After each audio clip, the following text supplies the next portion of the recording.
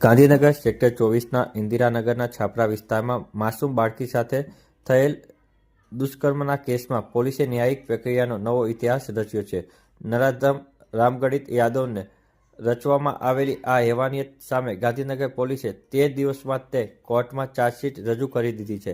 ગાંધીનગર ઇતિહાસનો આ પ્રથમ એવો કેસ છે જેમાં આટલી ટૂંકા ગાળામાં તપાસ પૂર્ણ કરી કાયદાકીય દસ્તાવેજો રજૂ કરવામાં આવ્યા છે. આ અંગે ગાંધીનગર જિલ્લા પોલીસ વડા રવિ તેજા વાસમ શેટ્ટીએ જણાવ્યું છે કે અલગ અલગ એજન્સીઓને સંકલન અને એફએસએલની મદદથી મજબૂત વૈજ્ઞાનિક પુરાવા એકત્ર કર્યા છે.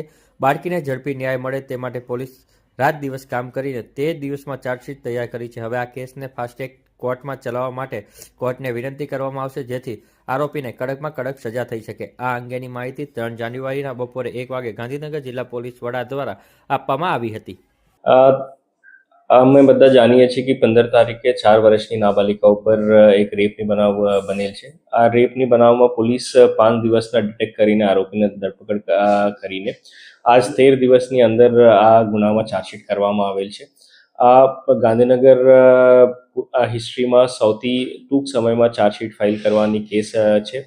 આની ઘણી બધી એજન્સીની પોલીસ સપોર્ટ લીધા, ખાસ કરીને ફોરેન્સિક ડિપાર્ટમેન્ટની આની ઘણી બધા આપણા ગવર્મેન્ટ પંચો જે આવે છે એની તરફથી પણ ભરપૂર સપોર્ટ મળ્યા છે.